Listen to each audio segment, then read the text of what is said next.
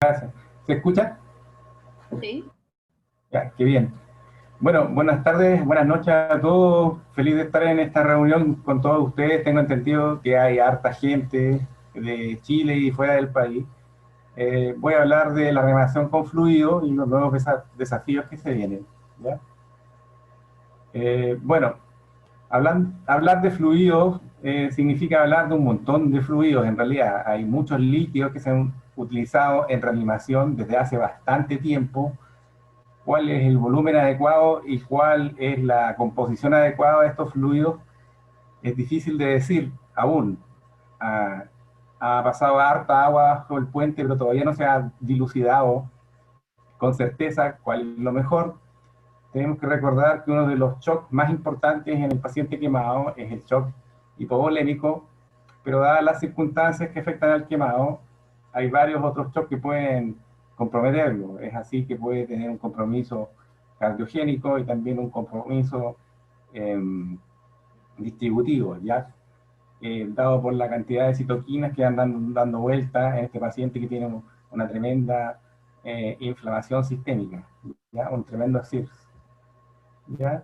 Sé que hay todo tipo de auditores online, así es que cosas básicas tal vez ya se dijeron, pero hay que saber que la mayoría de las fórmulas que se utilizan para reponer volumen, todas consideran prácticamente la superficie quemada y el peso del paciente. ¿Ya? Generalmente estas fórmulas de reanimación se utilizan cuando el paciente tiene más de un 15 a 20% de la superficie corporal comprometida. Cuando uno hace el recuento de la superficie para ponerla dentro de esta fórmula, no hay que considerar la superficie tipo A, sino solamente la tipo AB y la tipo B, ¿ya? Es vital un adecuado cálculo de la superficie corporal total quemada porque es la herramienta básica que yo tengo para calcular el volumen, ¿ya? Si calculo mucha superficie, le voy a poner mucho volumen y la sobrereanimación es uno de los mayores problemas que tenemos hoy en día. Es que por eso, conjunto con esto, se ha acuñado el término de hipovolemia permisiva para intentar disminuir los volúmenes de reanimación sin comprometer la vitalidad de los órganos, ¿ya? En la puesta central tenemos este esquema que básicamente es del tamaño de una hoja de carta, ya tiene, tal vez no es el más bonito ni el mejor esquema, pero por lo menos aparece el cuerpo humano por frente y por posterior. Y aquí el residente en general toma fotografías y tranquilamente después llena este esquema para calcular con la mayor exactitud posible la superficie quemada. Esto nos da una herramienta simple pero efectiva en tratar de calcular la superficie. Obviamente, el mejor cálculo se hace en pabellón, pero generalmente es la primera herramienta que utilizamos para aproximarnos a la superficie quemada. Así es que la recomendación es que seamos acuciosos. Nos llegan pacientes que tienen quemada una rodilla y sale achurada en el mono toda la extremidad inferior. ¿Ya? Eso indudablemente hace que le pongan más volumen. ¿Ya? Tomando en cuenta la fisiopatología básica, sin entrar en detalle, que la esquematicé como un árbol acá.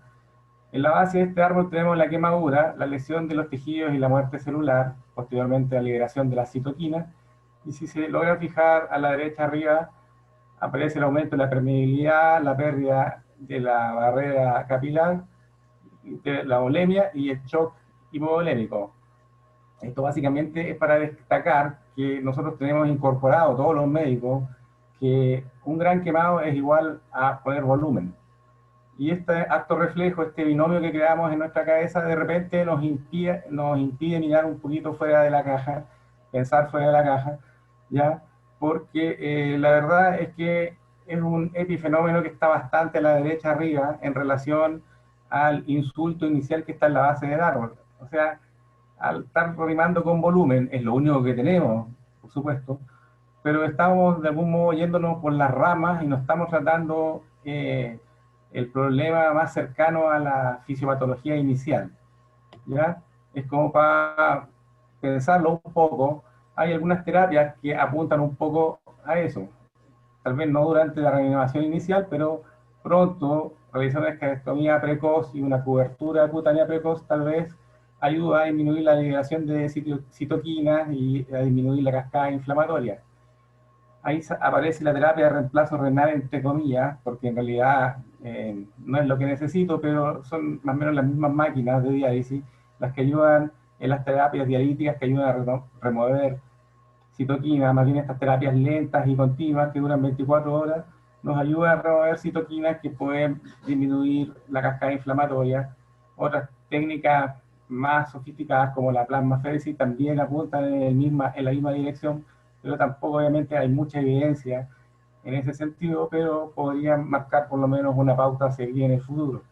La vitamina C, de la cual ya se habló, también funciona como un antioxidante que puede tener la reacción inflamatoria que generan los radicales libres y que aumenta la permeabilidad de los capilares, ¿ya? ¿Cuáles son las consecuencias de la subreanimación? Son más o menos fáciles y conocidas, ¿ya?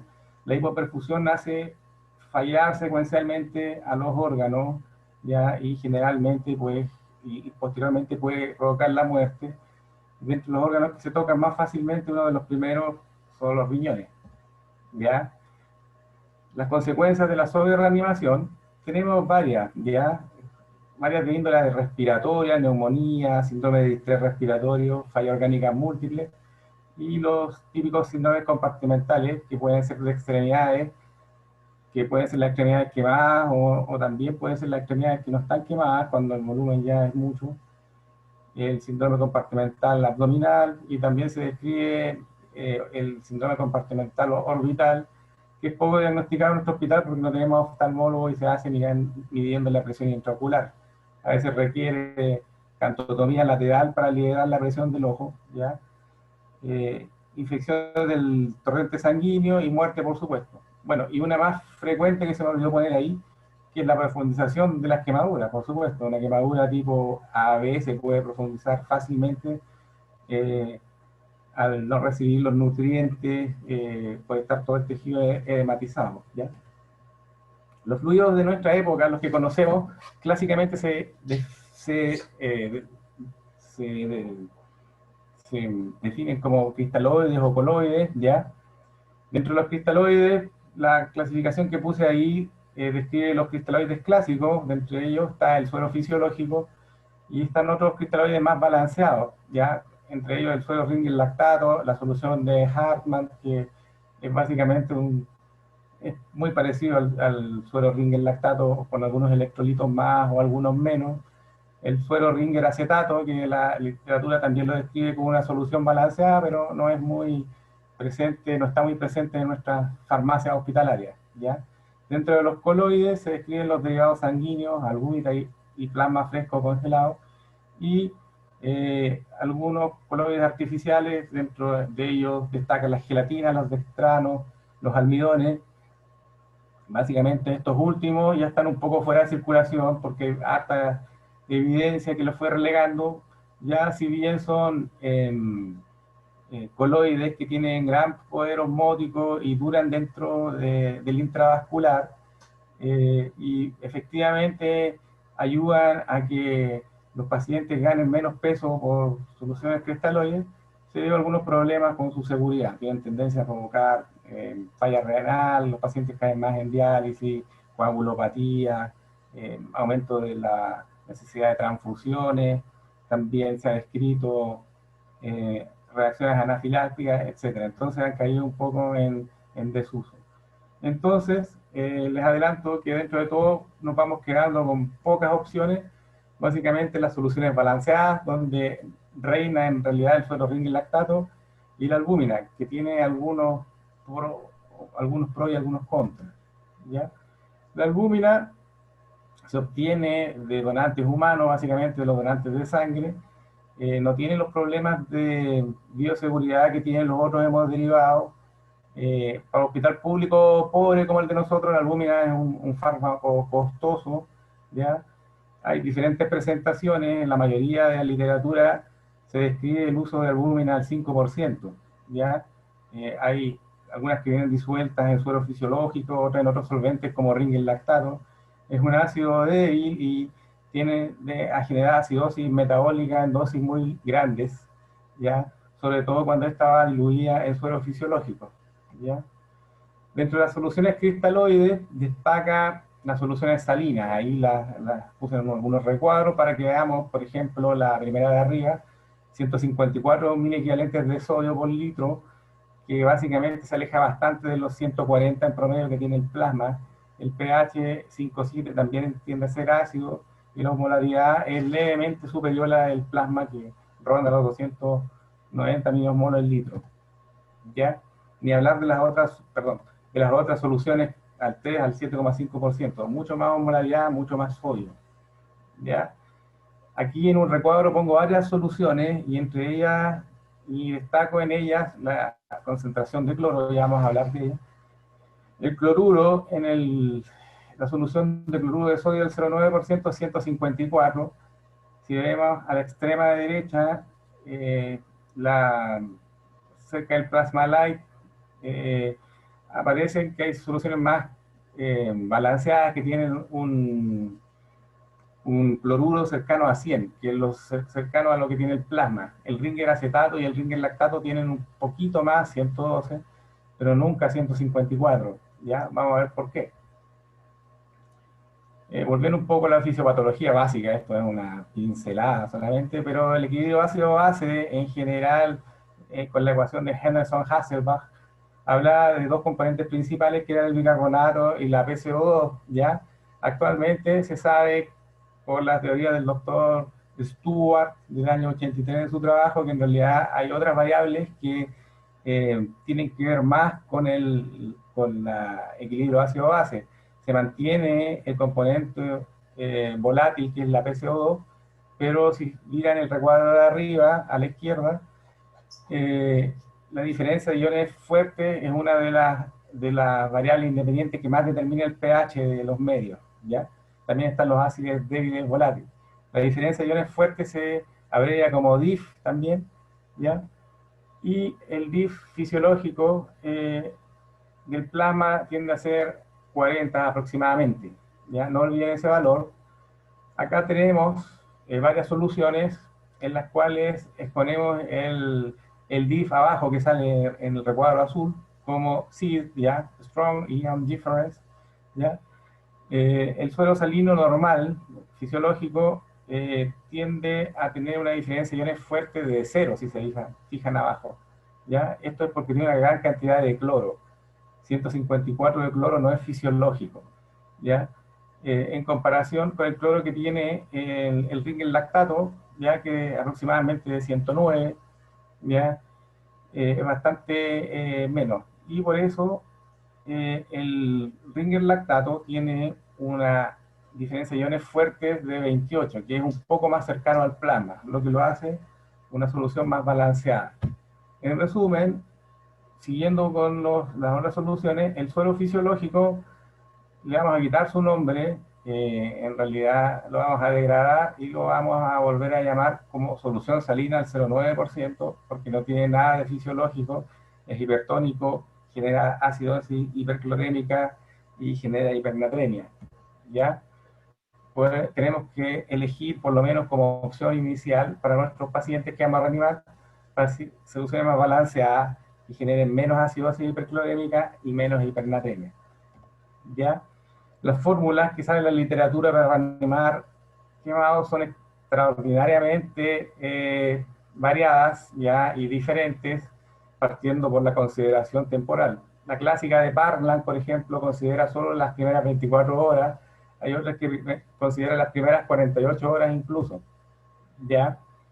Respecto a la composición, hay fórmulas que sugieren usar cristaloides, como ya hablamos, suero Ringer lactato, otras cristaloides más coloides, que ya vimos que cada vez viene siendo prácticamente albúmina solamente, y otras que dicen cristaloides más coloides más suero glucosado.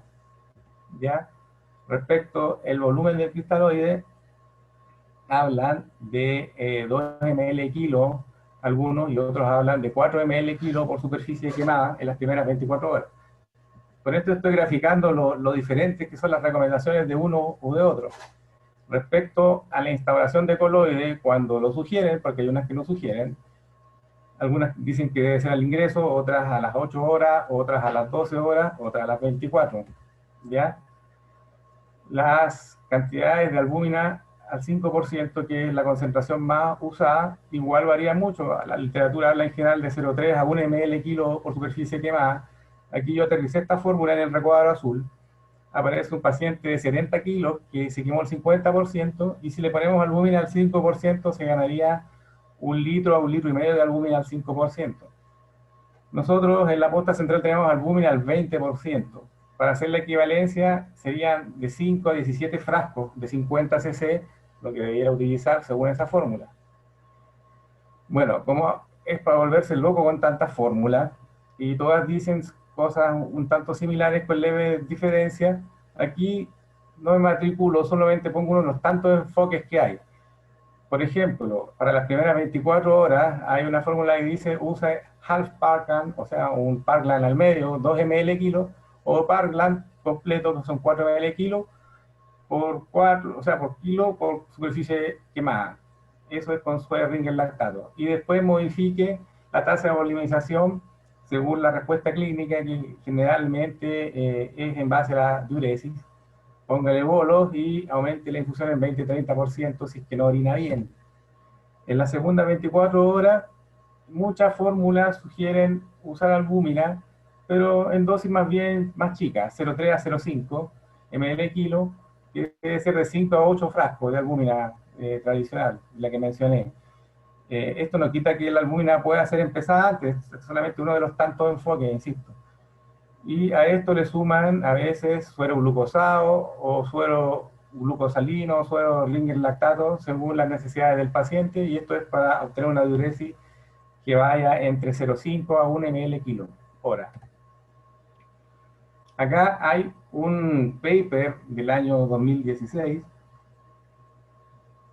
que habla, dice, paren el péndulo, ya las tasas de falla renal aguda se están incrementando debido a que la gente está reanimando con menos volumen del que dice Parkland, ¿ya? Esto enfatiza de que las fórmulas son solo recomendaciones para iniciar la reanimación, y esta se debe ajustar, estos líquidos se deben ajustar a la respuesta del paciente, ¿ya? Yo creo que si uno tiene un paciente bien monitorizado, no hay mucha diferencia entre iniciar a 2 ml kilo o a 4 ml kilo, porque voy a estar encima del paciente y voy a estar monitorizando qué pasa. Rápidamente voy a subir la tasa de infusión si es que el paciente no orina bien, y rápidamente me voy a retirar con el volumen si es que el paciente está orinando mucho, ¿ya? O sea, recuerden que las fórmulas son solo para iniciar. Ya se habló de los protocolos de reanimación, no voy a decir lo mismo. De algún modo, esto es una especie de terapia que se va utilizando en diferentes instancias de intensivo, la protocolización. Da mejores resultados, se actúa más ordenado, cada residente de algún modo actúa de una forma relativamente uniforme. En este caso, es una especie de piloto automático en el cual el paciente se empieza a reanimar a cierta velocidad, ya se deja en manos de la enfermera todo el resto de la reanimación, y si que la cosa va bien, el paciente va produciendo buenos débitos de orina, sigue tranquilo, no hay problema. Pero si hay signos de alarma, como inestabilidad hemodinámica, taquicardia, hipotensión, desaturación, etcétera, tienen que llamar al médico. Aquí se va ajustando la volemización según algunas metas y se pueden utilizar diferentes otras maniobras para mejorar esta volemización. Se puede eh, utilizar, si es necesario, monitorización invasiva, etcétera. Ya se puede complementar con otros medios. ¿Ya? Genera mejores resultados y tiene una cosa importante.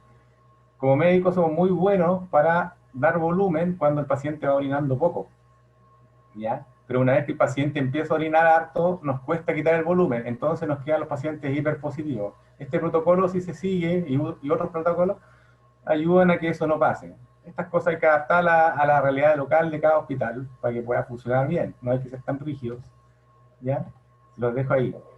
Respecto el eterno debate del uso de coloides versus cristaloides para resucitación en pacientes críticos fue revisado varias veces. Una de las veces fue el 2013 en la Cochrane. Básicamente se hizo un metaanálisis que incluyó pacientes graves y que incluía quemados también. Había 78 ensayos y usó cristaloides y todo tipo de coloides. ¿Ya? Eran altos pacientes, pero demostró igual que la mortalidad era similar al usar coloides o cristaloides, y los almidones en esta ocasión parecían incrementar el riesgo de mortalidad. La albúmina y el plasma fresco congelado parecían que ahí tenían una pequeña tendencia a generar terapia de reemplazo renal o a no generarla, era una cosa muy chiquita. Se hizo un update de este metaanálisis el año 2018, se corrigieron algunos problemas metodológicos leves que tenía, volvieron a incluir pacientes graves, los cuales nuevamente habían quemado, habían 69 ensayos clínicos randomizados, prospectivos, ¿ya? Y 30.000 participantes. Se utilizaron también, se estudiaron también la participación de todo tipo de cristaloides y todo tipo de coloides. Hubo una similar mortalidad entre ambos grupos de nuevo a los 30 y 90 días.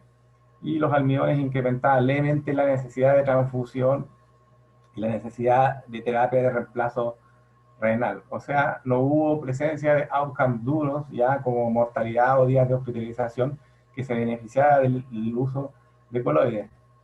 ¿Ya?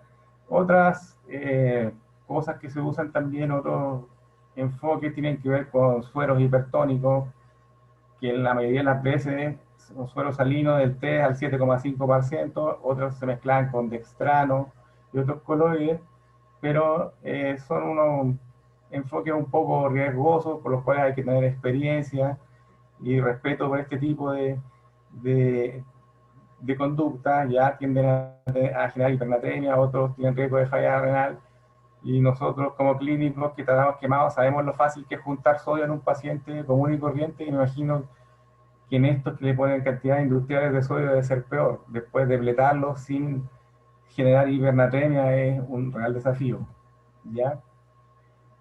Otro metaanálisis del 2018 en que nos relacionamos con el tema recién visto, revisó 4 ensayos en los cuales usaban fluido hiperosmótico, suero salino hipertónico, albúmina más suero Ringer, lactato, más, o plasma fresco congelado o almidón. La verdad es que todos estos fluidos hiperosmóticos generaron menos ganancia de líquido a las 24 horas. En este estudio demostró que la mortalidad y la función renal no se afectaba, pero son estudios que en realidad requieren más poder para tomar decisiones, porque en realidad no se logra concluir, se requieren más estudios para poder dar una recomendación de usar soluciones hipertónicas. ¿Ya? La vitamina C ya fue vista, solo hago énfasis que con las dosis que ya aparecen, 14,2 a 66 miligramos kilo hora, una persona de 70 kilos debería recibir, según eso, de 24 a 110 gramos en 24 horas. Y por lo menos para mi hospital público sería barrer, perdón, con todo el stock de vitamina C. ¿Ya?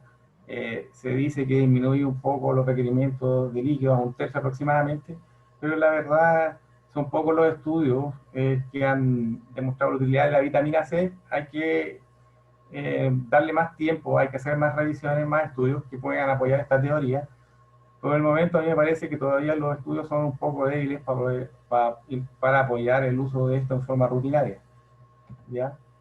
La monitorización hemodinámica también es un cambio importante que se ha ido metiendo de a poco. Antes estaba el puro catéter de arteria pulmonar, de a poco han aparecido otros aparatos que tienen que ver con la medición de la onda de pulso arterial y con la termodevolución transpulmonar. ¿Ya? Hay varios enfoques, se tienden a utilizar más bien en pacientes graves, en pacientes en los cuales los signos vitales son un poco equívocos, pacientes con grandes superficies, comorbilidades, y me pueden ayudar un poco a dilucidar algunas dudas, si es que sé interpretar bien los datos, porque en realidad esto da un caudal de datos, y si yo soy muy apegado a ciertas conductas, se vio que si yo soy muy enfático en tratar de subir el índice cardíaco, en tratar de subir la precarga a punta de volumen, lo más probable es que no beneficie mucho al paciente y termine llenando al paciente de agua sin darle mayor beneficio. Entonces se han planteado ser más modestos con las metas de reanimación, ponerle menos índice cardíaco, menos valores de precarga, etcétera, para poder obtener una reanimación más satisfactoria y obtener el objetivo que queremos, que es meterle menos líquido al paciente. Bueno, conclusiones, la terapia con fluido se mantiene como un pilar fundamental. Según mi persona, debería disminuirse su rol siempre y cuando vayan saliendo terapias más enfocadas a la fisiopatología inicial, ¿ya? Algo que nos permita darle menos agua al paciente. Hay enfoques novedosos en desarrollo, se van dilucidando lentamente otras perspectivas, y el manejo protocolizado más el manejo personalizado de cada paciente van cobrando relevancia. Eso sería. Muchas gracias. Muy